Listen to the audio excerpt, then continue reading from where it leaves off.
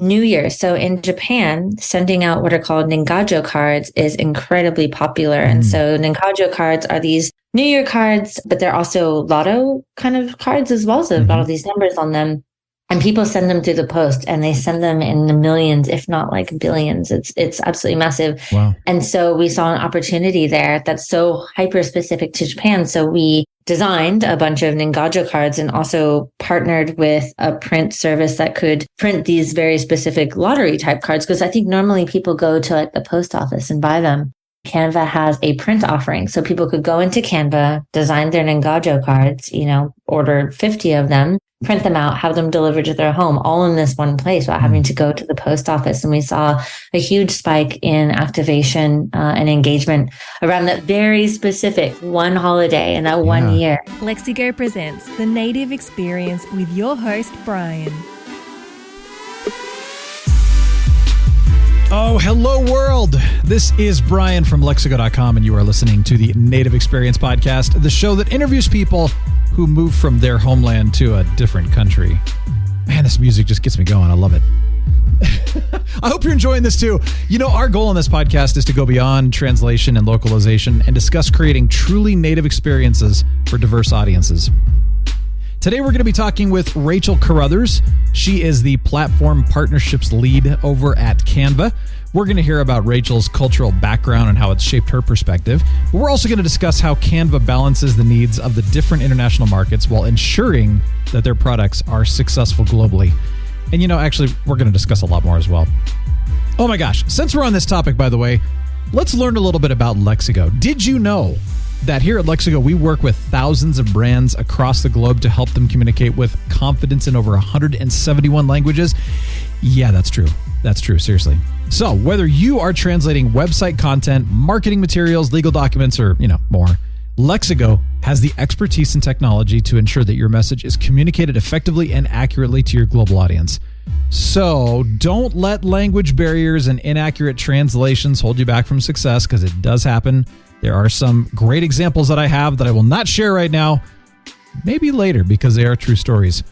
Instead, I would highly recommend that you choose Lexigo for all of your translation and multicultural communication needs and experience that peace of mind that comes with knowing that your message is communicated accurately every single time. All right. Let's learn a little bit about Rachel. She joined Canva in 2017 and was originally responsible for leading Canva's product and marketing localization and internationalization efforts. She worked to ensure that every user had a truly localized experience, be it on the web app, iOS, Android platforms, etc. At the same time, she was leading cross-functional globalization initiatives to support Canva's long-term international growth strategies. In March of 23, she shifted gears to focus on some of Canva's key platform partnerships, driving co-marketing opportunities and amplifying new product launches. So far, her favorite thing about her time at Canva has been the convergence of language and design, as well as the anthropological aspect of how culture can affect their users' design experience and platform behavior. Prior to moving to Sydney, Australia to pursue her master's degree in media, Rachel was working as a senior localization product manager back home in Silicon Valley, servicing high-profile tech enterprise clients. Rachel is deeply passionate about language, food and culture, and loves to travel whenever she can. Being from California, she also loves being outdoors as well as working in animal foster care. Rachel, welcome to the Native Experience. Thank you for joining me. Appreciate it. Thank you so much for having me, Brian. Tell us a little bit about yourself, what you do for Canva, all that good stuff. I am originally a California native. I am currently at home, literally in my parents' house. I'm from the Bay Area. Have a background in language studies. That was my undergrad. And I moved over to Australia in 2015 to pursue a master's degree. And, fast forward past that degree, I ended up building out and leading the localization program at Canva for the last about 6 years. Nice. And I have just pivoted to a new role in platform partnerships, which involves a lot of cooperation with a lot of our technical partners like Apple and Google, and understanding how we can better globalize our brand and our product offering for folks on the native platforms such as mobile. Excellent. Now, for those who are not familiar with Canva, just give us a little bit of a background on Canva. Absolutely. So Canva was built as a drag and drop design tool. Our founder, Melanie Perkins, was a design educator, actually, I think when she was in her uni days, and she was working on teaching graphic design students, the different tools, and realized that a lot of the tools were either incredibly complicated to learn and or incredibly expensive. Yeah. She just felt that there shouldn't be barriers to entry for design and expression, right? So she and her partner Cliff, and then ultimately our third founder Cameron, built out the dream and tool that is now Canva. And really it's evolved into a visual communications and visual design tool where folks can make really anything, from social media graphics to presentations. It's a presentation tool. It's a print asset tool. It's really basically a platform for expression, which I find incredibly fascinating, even, 6.5 years on. As someone who is not a graphic designer, I never got into that kind of stuff, and friends of mine would be like, oh, Photoshop, it's so easy. And I'd be like, no, unless you know what you're doing, it's way too over the top for me now. And I'm thinking, okay, I know it looks good. I know I need to do something, but I need something that's simple for me. And I discovered Canva. I think it's been a few years ago, but then I finally got involved and started using it. But I appreciate the platform. It's been super helpful for me, and I know it is for others. So I'm glad you're a part of it and getting it out to the world, which is amazing. And I too am a California native, by the way. I just wanted to just share that for fun. Okay, well, I've got a few quick questions. These are intended to have quick answers. So have fun with this. All right. Are you ready? This is our little icebreaker round. Here you go. If you could only speak one language for the rest of your life, what language would you choose and why? I feel like the informed response would be Mandarin. Oh, I like because that. Of, the way the global economy is going. So perhaps I'd be a much more global citizen if that were the case. And it's a fun language, but it's incredibly difficult. Incredibly difficult. I've tried my hand at it. I took a course with a colleague of mine, it was like the first level of the intro course, and we did it. Yeah. And I think after that, I was like, it's just too much. I was overwhelmed. I was in Taiwan twice, and each time I realized, the same word pronounced 5, 6, 7 different times mean different ways, basically would mean different things, of course.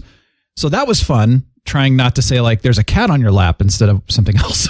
Right. Well, it's an incredibly fascinating language from a linguistics perspective, of course, as well for the intonation, that you speak of. I mean, the glyphs and the characters of, Chinese, Japanese, Korean are incredibly fascinating from just an anthropological perspective too. So this is something I kind of nerd out on quite a bit. Absolutely. Actually. Yeah, that's awesome. Well, good. I appreciate that. If you could live in any country in the world, where would you choose and why? Well, I moved to Australia, didn't I? So I suppose if it wasn't Australia, I think it would be Spain. Spain has always had a very deep place in my heart. I absolutely love it. I love the people. I love the culture. But you chose Australia, and that would have been the place.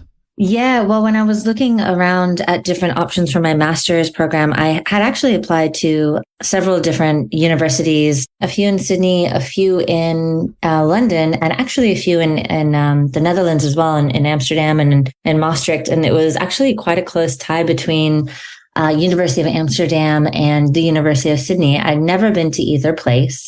They both, fascinated me in very different ways, obviously very different environments. You've got Sydney and the beach, and then you've got very much European and arts and everything that's going on in Amsterdam. And it was kind of a proverbial coin flip, actually, really. Yeah. So maybe there's an alternate universe somewhere out there where I actually live in Amsterdam. Who knows? That would be cool too. Have you ever encountered a word or phrase that doesn't directly translate into another language? Always, constantly. Yeah. That's part of what we do at Canva. Yes. And my favorite one, and I'm probably not pronouncing it properly in Portuguese, is saudade, which is essentially this feeling of bittersweet fondness, kind of like the loss of a love where you're sad, but also feel grateful that you experienced the love in the first place. And I just think it's really beautiful. I love how interesting that is, where there's a word for that in another language, but in other languages, like, for example, English, you have to explain it into a phrase in order to actually, that's cool. Well, thank you for sharing that one. If you have one, by the way, what's your favorite foreign language film or book, and why? My favorite foreign language film would have to be Life is Beautiful, the Italian film from, how many years back now? That was 20 years back, perhaps? I think it was like 2000 or 2001 or something like that. Yeah, God, ages. And or maybe the 90s. I'm trying to remember myself. It might have been the 90s. We all remember the Oscars moment where he jumps on the chairs and crawls his way across to the stage. It's a simply beautiful film just from a cinematic perspective, but the story is absolutely stunning. And the way that they, tackle such a very real, visceral, horrific subject such as World War II and the Holocaust. And yet Fellini also has this humor and lightness to it somehow. And it absolutely works. And I absolutely love that film. My favorite book would have to be Blindness by Jose Saramago. It was written in Spanish. And firstly, the way that it's written, he doesn't use any punctuation. So your brain has to kind of go through these mental exercises to understand, when people are finished talking versus, when there's narration. And that's a very cool concept. But the story is about essentially most of the population or all of the population ends up going blind and what happens in a society when this is the case. And it's a very interesting societal commentary. It's just a fascinating concept. About it really is. Human nature. It's got me thinking now. I like questions like that. I mean, they're not always fun to ponder, but it's interesting for sure. Cool. Well, thank you for those. All right. What are you currently nerding out on right now? Besides language. Besides language, always language. I am actually studying interior design in my loads of free time. I've always been interested, in design in general, but interiors have always been one of my passions. I love how color and light and textiles and shapes can absolutely transform a space and therefore transform, a mood or state of being. So architecture, I find incredibly fascinating as well. So this is something I've been doing as a self-paced course when I can. I don't know if there's necessarily a career change in the cards, but it's fun to use my brain in a creative way that, doesn't have to do with work, actually. Oh, absolutely. Yes, it's so important too, and you're right about that, where it's a hobby can turn into a career, but is that a good thing? Maybe not. It kind of depends on the direction you want to go with that. It's interesting when we talk about localization, there's so many influences, obviously, even just some of the stuff you've shared already. But part of that, of course, depends on cultural background and experiences. And so I'm kind of curious to know a little bit about your cultural background, how it's influenced your life and perspective as well. Yeah, it's an interesting one. So my cultural background, on my father's side, everyone is, Irish, Scottish, and European, basically. White as the driven snow. My grandmother's, from the Midwest, Minnesota. On my mother's side, her father is Ashkenazi Jew, meaning that his family was originally from what is now Odessa in the Ukraine. Yeah. However, I don't identify whatsoever with being Ukrainian. We didn't really have any Ukrainian cultural heritage, but very much Jewish. We were raised Jewish. And my grandmother on my mother's side is half Mexican, half Filipino. She grew up Catholic. When she married my grandfather, she converted to Judaism.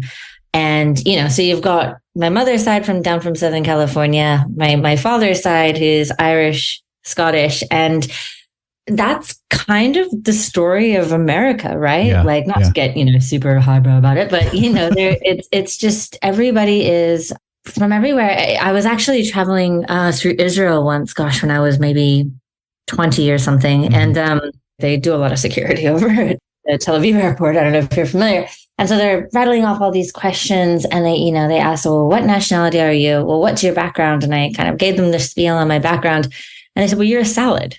I was like, I'm a salad? They're like, yeah, you're a little bit of this and you're a little bit of that. And you put all these things together and then you have the salad. And I was like, yes, you know what? I'm a salad. That's interesting. Right. And so I think that it's given me this really, I guess, interesting perspective. I remember growing up and people in elementary school and be like, how can you be Mexican and Jewish? You can't be Mexican and Jewish. I was like, well, here I am. Yeah. And Filipino nonetheless. And so, the different things that have kind of influenced, I guess, my self-identity and what I lean towards. I spoke about loving design and having a passion for design and color and all of that. I think that probably comes more from my Latin background. It's something that I've resonated or gravitated towards more so than other parts. And it's quite interesting now being in Australia because, of course, Australia is absolutely a diverse place and very multicultural. But I think in my experience anyway, and I certainly don't mean to overgeneralize, but in my experience, individuals tend to be less multicultural themselves. Yeah, it's kind of interesting, kind of bringing that perspective into a place like Australia. Yeah, it's just a bit different, I suppose. Yeah, no, I understand. You're right. You do kind of get stuck in your ways. We were out in the Midwest recently. It's a very different culture out there, Somebody asked me once, what's the most foreign country that you've ever been to? And I'd been to various foreign countries, and my answer was Kansas. I was kind of joking, but also not, in the sense of that it is very foreign to me because that's not how I grew up. I grew up on the West Coast more, kind of moved into the mountainside of the, the US and all that. But having been to other countries and experiencing other cultures, it just made more sense to me. It felt more at home to me than some of America did to me, which was very interesting because I think people kind of get stuck in their bubbles and then they kind of forget about everyone else. And then they just they're just not open to it. I find that to be a very funny question. What's the most foreign? And I say this as an American, it seems like a very American thing to ask, because it probably is. What is foreign? Exactly. A lot of people would say, oh man, Australia, that's so foreign. But culturally speaking, Australia and California specifically, maybe not the US as a whole, but Australia and California are very similar culturally, right? So I wouldn't consider Australia to be a very foreign country whatsoever, but people consider it, it is quite a far-flung place, right? Yeah, foreign is all relative, isn't it? It really is, and it just comes down to experiences, I think, because I don't see a lot of differences. When I go to different countries, okay, they've got different customs, they've got a different language, they've got, different cultures and stuff, but it's like, but we're all still people. And it's not that hard to get to learn each other's fill in the blank, whatever that is, But I guess it depends on where you go. You probably go to some countries that are, of course, I haven't been all over the world yet. So there's a lot of places that I'm sure if I went there, it'd be like, okay, I have a lot to learn.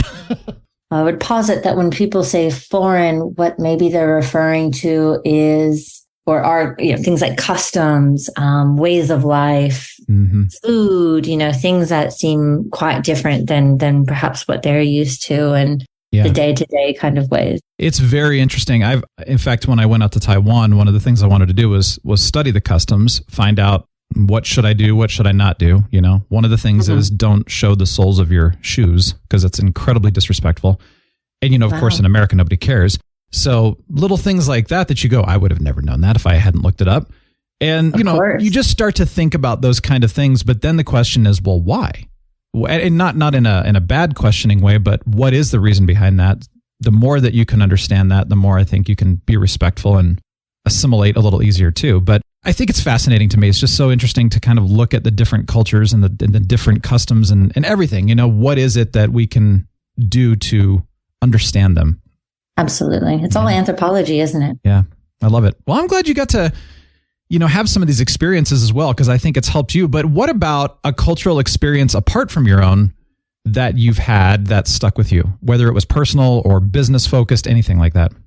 As an American in Australia, like I've said, that there's a lot of similarities between culture, especially between, California and Australia. But I think one of the biggest shifts is the attitude towards work and, the way that people in America, generally, you are living to work. And in a lot of other places in the world, not even just Australia, but people are working to live. That's certainly not to say that Australians don't work hard. They absolutely do. Sure. That being said, it's also very much part of the culture to, what we say, chuck a sickie every so often, where you kind of have a sick day, but you're going to the beach. Or chuck a sickie. I love it. Chuck a sickie, especially on a Friday, so you can make a long weekend, right? Yeah. There's all this beautiful math around. We've got a 4-day long weekend for Easter. You get Friday off, you get the Monday off. Nice. Then we have a holiday called Anzac Day. I think it's on the 25th of April.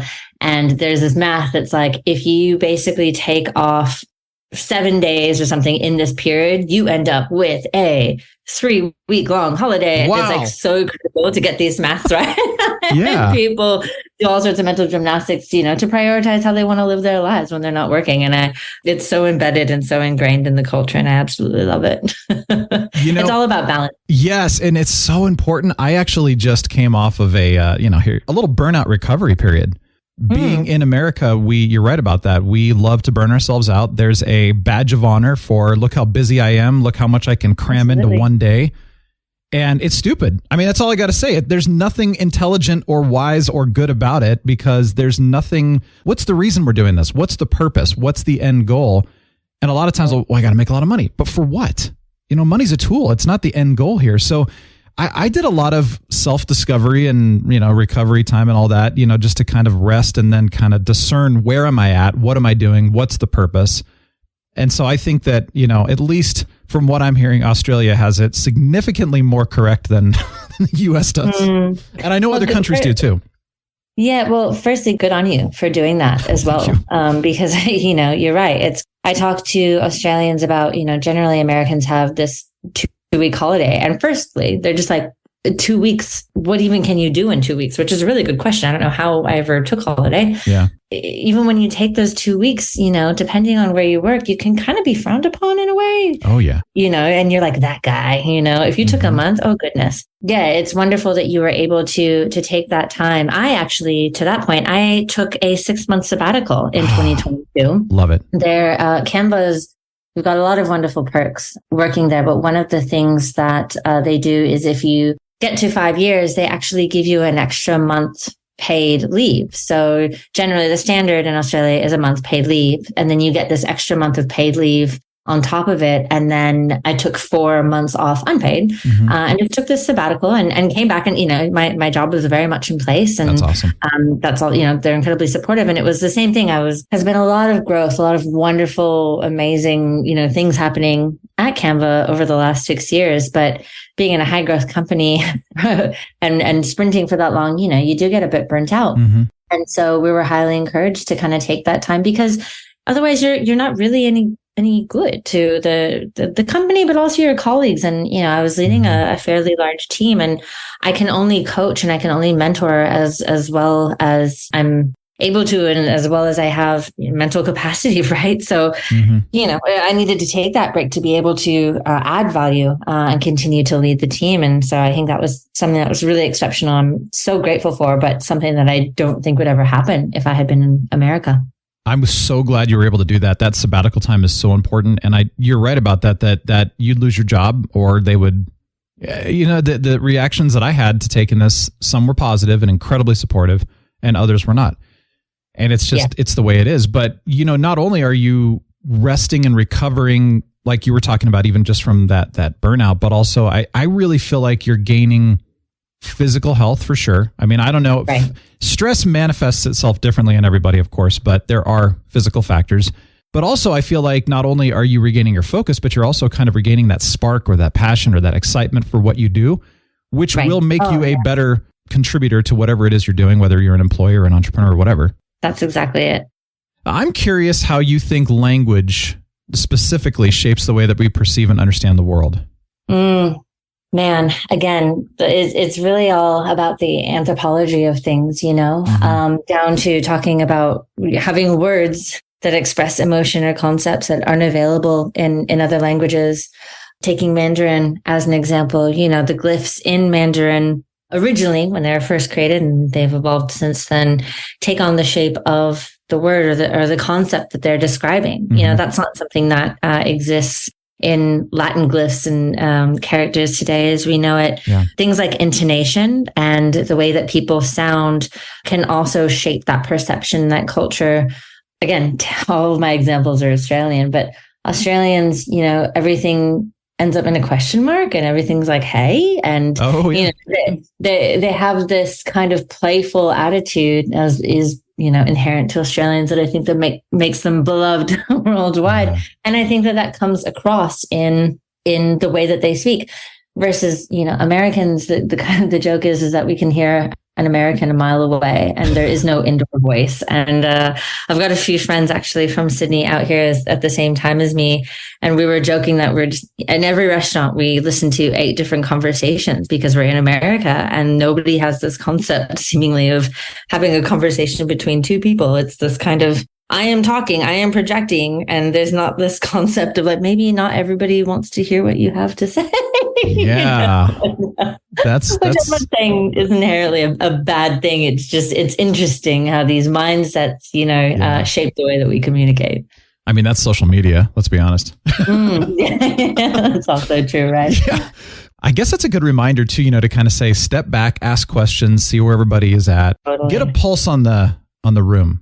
Totally. Yeah. Yeah, absolutely. An interesting example that I was speaking to somebody about recently is not just in the actual language or dialect, but the way that we use language, the way that we communicate. And so if you take something like feedback, I think in America and in business culture, we're quite direct. We give somebody feedback. No, nobody's necessarily trying to be mean or too direct in a way that's bullying, so to speak, right? But you give somebody the feedback. There you go. That's what's useful. Great, you go on your merry way. In Australia, and I think maybe this is a bit of a knock on from British and English culture as well, where everything is a bit more kind of underhanded and understated. We have the sandwich when you're giving feedback, and the idea is that you come in, you say something wonderful about the person, you say something nice, you give them the negative feedback, and then you follow up with something nice again as well. And it's like you really got to kind of serve them up this sandwich so that it's not too harsh of a blow and that they'll accept it well. Yeah. Which I can find kind of a bit difficult at times because I'm like, I need to dig through what you've just said to get the actual valuable feedback. I'm kind of one of those people too, where it's like, don't beat around the bush, just be direct with me, but also don't be disrespectful either. Like present this in a way that I can learn from it. And also okay. So here's an interesting thing. I play basketball. And so playing basketball with a guy who was on the San Diego State University team and came and just we were hanging out and all of a sudden he stuck around, played with us for a while. You could tell he wasn't really playing to his full potential, of course. He was the most encouraging person I've ever met. He would only point out what you did right. So if you made a great play, a great shot, good pass, whatever, he would say, okay, that was amazing. Do that again. And then after 20, 30 times of that, you start to realize I'm doing a lot more of the good stuff and a lot less of the bad stuff. And I didn't even know it. That's great. Culture. And nobody had nobody had to point out how bad you were or all the negatives and stuff like that. So that's another consideration too, just in feedback. That seemed to work really nicely, but I'm not great at that, but I'm learning it. Yeah. Well, so how did you get into localization? Like what drew you to it? What's the passion behind that for you? Firstly, I always had a passion and interest in languages, something that I picked up. I picked them up fairly well when I was in high school and, nice. We had the kind of requisite language courses. And then when I went to uni at UC Santa Cruz, I took lots of different things. Actually, I think I was trying to really explore and understand what I really did want to do, what I really wanted to do. I was also taking a lot of history of art and visual culture classes, which I loved, but taking a lot of language classes and then ultimately a linguistics 101 class. And it just really brought out the nerd in me. I just got so pedantic because essentially linguistics, the way I like to describe it, is the math of languages, right? Yeah. And, formulas, theories, and all of this. And it just really fascinated me. And I kind of dove in head first and then ended up, majoring in language studies, which was comprised of basically half linguistics and then half actually studying languages. So diving deeper into Spanish and then also French. I graduated with this degree and realized that basically everybody with a linguistics degree goes into academia. And I was like, I don't want to do that. And ended up actually working in a law office and became a paralegal for a while. And while I was doing that, somebody who I had been in university with and had a few of those classes with he reached out and said, hey, I work for a localization agency. We're looking for project managers. I remember that you studied languages in your undergrad. Is this something you'd be interested in? And I was like, what's localization? And popped on Google and kind of pulled it all apart. And I just found, again, that word, anthropology. I just found it all really fascinating. And, this discussion around when we're talking about brands, how we talk about brands, the kind of language that we use, how that can all be tailored and localized and what's essentially personalized based on locale to communicate a message. And I just found that whole concept really fascinating. And so joined We Localize at the time. Worked there for several years, actually, before I moved over to Australia. So it was a bit of, what I was passionate about and a bit of, I suppose, luck or happenstance that, my friend reached out to me as well. And I think these things kind of find you when you're passionate about them, Yeah. Oh, that's cool. I love it. I love it when you discover something so amazing, which becomes that passion thing, and then, but then understanding too, that you need to go in a certain direction, not like you were saying into academia. There tends to be a certain path that people expect you to go. It's like, well, you're going to do this, so therefore you're going to be this. And you're like, well, not exactly. I want to try something else. So I'm glad you found that. I'm curious, when you came to Canva, what was the first market and or language that you personally started with, outside of the original language, of course, of the product? Well, it's a funny one. So when I joined, they had actually built part of the infrastructure to get the back end, the internationalization, I should say, up and going, and had already localized Canva into something like 20 or 25 languages, which is quite extensive. And Canva it was first live in Spanish. It was first live, I believe, in Castilian Spanish or Mexican Spanish. I'm not totally sure, but one of those. And the woman who was leading, Georgia Weidler, the woman who was leading those efforts at the time, she spoke Spanish and she had lived in Mexico. And that's how they decided to do Spanish first as kind of, a bit of a guinea pig and kind of test case. And so then when I was brought on, the goal was not so much looking at a market by market case, but Melanie, our CEO, her request, her vision was that Canva be available in as many languages as Microsoft Word was. Basically, she wanted Canva to be available to anybody, no matter what what language they spoke, what their mother tongue was. And she wanted to, again, remove, language and literacy, any sort of barrier from, the capacity for people to design. So my brief was scale out this program, build the infrastructure required to support it, both on a program level and an internationalization level, and get us to 100 languages. And so I think we went full bore and ended up in about 120, and then ended up peeling a few back. Yeah. And to this day, Canva is live in, over 100 locales. We looked at localization as table stakes, which is something that is incredibly rare, I think, in the localization world. Normally, it's kind of, as you described, you kind of look at where do we want to grow? How do we choose the markets that we want to penetrate? And therefore, how do we need to localize? What's our localization strategy? But we did kind of a top-down approach where it said, we're just going to localize into as many languages, reasonably as we can. I always say that there's, kind of a reasonable business case for 30, maybe 50 languages if you're really stretching. And when I say business case, I mean, essentially a huge kind of user growth or monetization kind of opportunity. It was really accessibility first. And that's how we decided to structure our strategy. Since then, after the first year, we have started, drilling down into certain markets in terms of growth and localization strategy to help aid growth in terms of marketing, different product development pieces, product localization pieces. And we've been looking at where opportunities are in terms of internet users, in terms of design habits, different factors like that.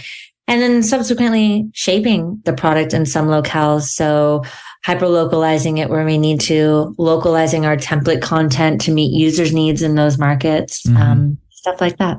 Very nice. Do you have any, a specific example that you could share? Basically, everything you just talked about, I'm just kind of curious if there's a specific country or language that you can share examples on how you did this, the process, walk us through the process that you did. Sure.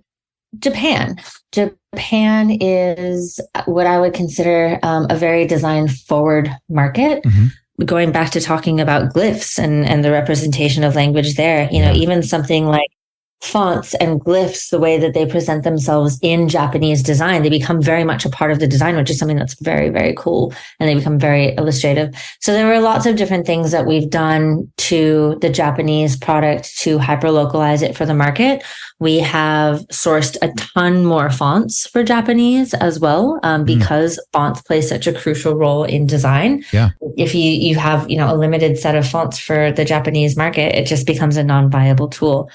Something else that we've done for not just the Japanese tool, but also Chinese and Korean, because font files for those languages are so large because they contain so many glyphs, we had to build font subsetting, which is essentially showing X amount of glyphs at a time and slowly loading only necessary glyphs as people are writing, instead of uploading or the entire font file every single time somebody's trying to upload a design, because it just takes more processing power, right? So we want an easy, simple, intuitive experience. So we had to kind of build that for those markets. Something that we worked on last year, was it last year or 2021, that I thought was amazing was producing content for New Year. So in Japan, sending out what are called Ningajo cards is incredibly popular. And so Ningajo cards are these New Year cards, but they're also lotto kind of cards as well. So they've got all these numbers on them. And people send them through the post, and they send them in the millions, if not like billions. It's absolutely massive. Wow. And so we saw an opportunity there that's so hyper specific to Japan. So we designed a bunch of Ningajo cards and also partnered with a print service that could print these very specific lottery type cards. Because I think normally people go to like the post office and buy them. And also, as I mentioned, Canva has a print offering. So people could go into Canva, design their Ningajo cards, order 50 of them, print them out, have them delivered to their home, all in this one place without having to go to the post office. And we saw a huge spike in activation and engagement around that very specific one holiday and that 1 year. It was a really cool effort. A lot of beautiful things. Yeah. Yeah. But you really had to understand Japan and understand what it is that, they place value on so that you were able to offer That's that. it. Yeah. Oh, right. Cool. And it's something that, until I worked at Canva, I had never heard of sending out New Year's cards or Ningajo cards at all. And it's just something that's a huge part of that culture. And it was just so interesting to learn about.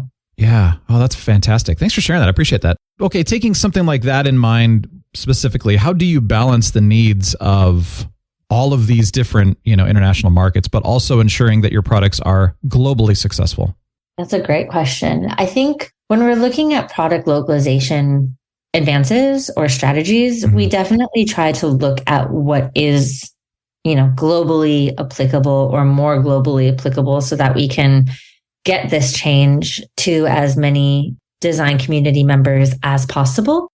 With things like hyperlocalization, we generally look at the data around user engagement or user trends to try to understand if, the juice is worth the squeeze, for lack of a better term. And understanding if it's going to be something that, again, is table stakes to our users' design needs in those markets, or if it's more like we're putting some sort of localized Band-Aid solution on a larger kind of global thing that we want to fix within the product. So we look at our internal data that we have from product usage. We also listen to our community members around the world as well. So that's everything from social media listening to, we have different Facebook communities, design communities set up around the world. And we listen to what those users want and what they need and what they want to see in the product. And a lot of times there will be global things, the way that they want to use the editor, things like that, which is great because it means that we get to develop the product in a way that's going to benefit a lot of people. But we definitely keep our eyes and ears open for those market specific value adds as well. Okay. So at the end of the day, it really is all about the design community. If we're not building a tool that's valuable for them or that they enjoy using, then what are we doing? Yeah, absolutely. Do you have any challenges or lessons learned from launching a product in a certain country or region? Making sure that we're taking our different stakeholders along for the ride internally so we can rally them behind the initiatives we want to get done. I remember so Canva was originally built in English, in US English, actually, despite being an Australian company, which is a fun fact. We supported many, many, many languages that way. But when it came to right to left languages, such as Arabic, Urdu, Hebrew, obviously we needed to have not just the product itself mirrored, and I hate using the term flipped, but having the UI itself kind of mirrored, but the design editor itself and that functionality of how typography and how text and everything works in our editor, we had to rebuild a lot of this stuff. And when we were first approaching getting live into those right to left languages, so many people were saying, oh, we need to flip the UI. We just need to flip the UI. We need to mirror it and then we'll be done. And it so was not just that. Oh, yeah. Yeah. We essentially had to, teach our editing back end and functionality, how to treat right to left text and not just right to left text, but then when you're using bidirectional text, which is using what are traditionally Roman numerals, punctuation, all of this stuff that's hard coded is left to right, and making this all work in an editor that had only known left to right. was a massive learning experience for all of us and a huge piece of work. But I guess to summarize, it was really about understanding and then taking these stakeholders, these engineers, these product managers along for the ride once we realized the huge task at hand. Because saying that, oh, if we just, flip the UI itself, that's a terrible, terrible experience for our right to left language users. And it almost shows that you don't care enough to do it properly. And that's incredibly important for us. So it was a huge, just kind of having them kind of, put themselves in the shoes of users who would get that kind of experience and kind of having that aha moment of like, okay, this is a pretty mammoth task we're going to take on, but we know why we need to do it. That is a great lesson learned. Thank you for sharing that one, really. No, because you're right. I think, and that goes exactly back to what we were talking about earlier, where when you're kind of in your own proverbial bubble, you don't realize what necessarily needs to be done, or you don't understand necessarily unless you put yourself in that position or in someone else's shoes. And then you start to realize that, oh, it's not this simple, or it's not just what I thought. There's so much more to it. That's a great lesson. Yeah. Well, how do you measure the success of your internationalization efforts, and what kind of metrics do you use to track the progress?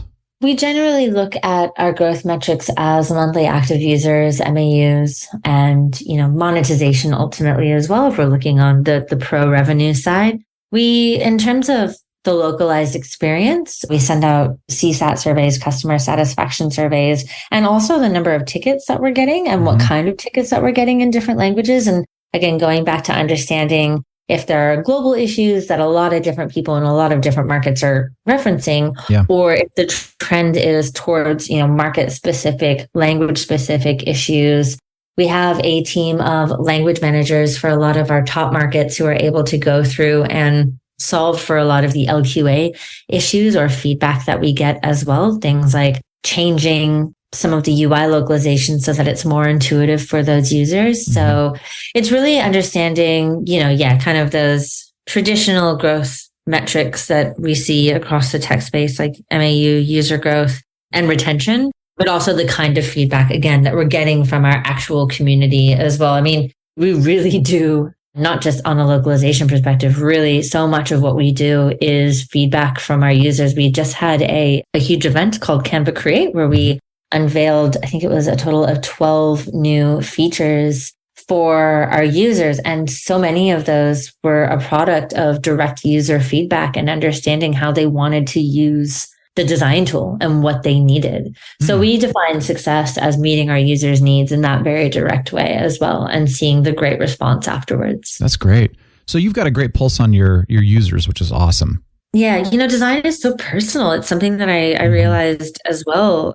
Over the last 6 years, the stories, one of my favorite things about working at Canva is hearing the user stories and how people use it. We have a story of how a woman found her birth mother through creating, a Canva design and poster and social media and things like that. The way that people interact with the world around them. An older man whose, I think, wife had passed away, and he was, trying to figure out ways to fill his time in his older age. And he started making children's books using Canva, and just these wonderful stories, these things. Like, this is, not to sound terribly corny, but really it is why we do what we do. Yeah. And it's so fulfilling, truly.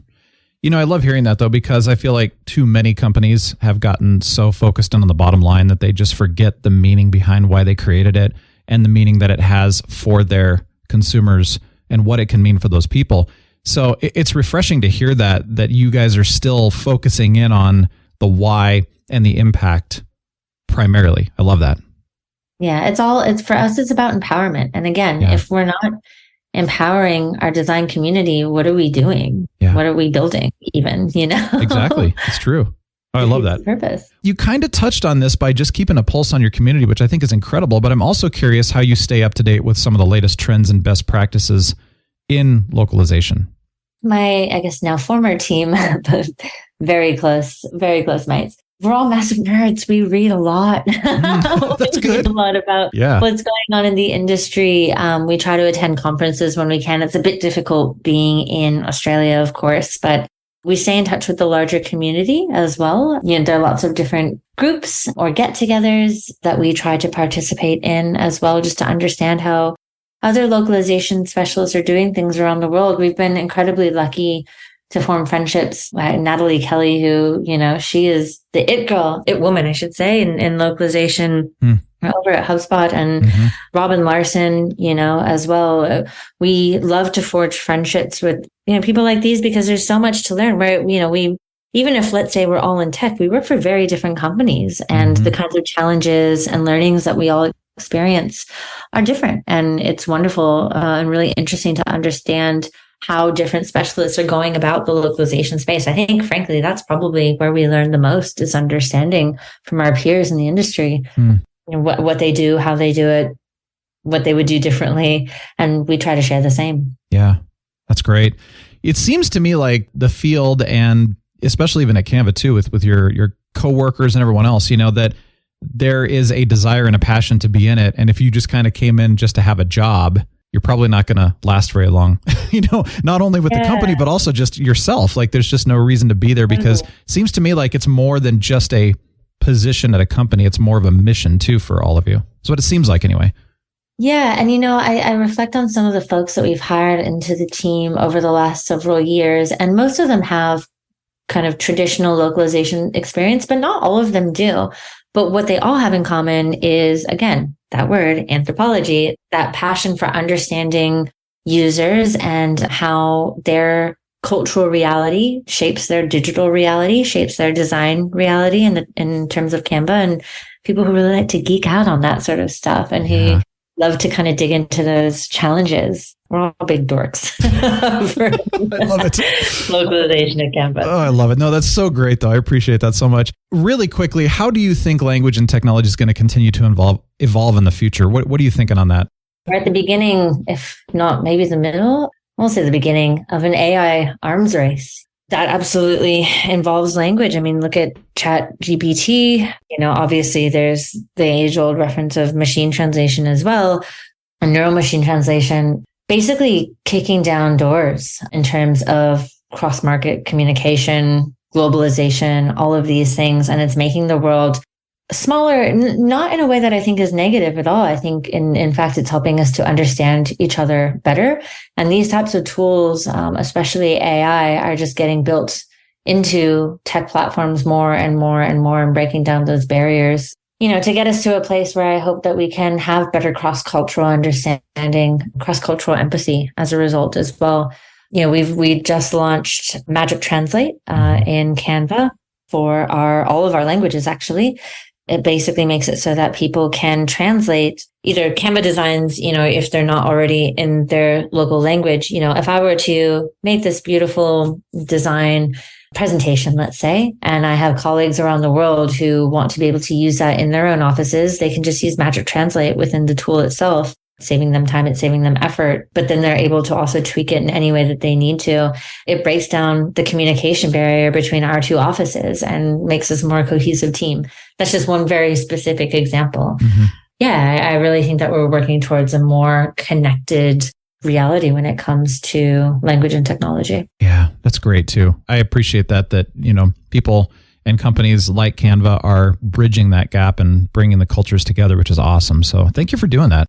It's our pleasure. Yeah, no, really. I mean, I appreciate it, and I appreciate what you do for everybody, and I appreciate the company, but thank you for being on the show too. I mean, there's so much great information here. We could go on for so much longer, but we better stop, Maybe we need a part 2 in the future, but I appreciate you taking the time to join us today. Is there anything else you want to share before we wrap up?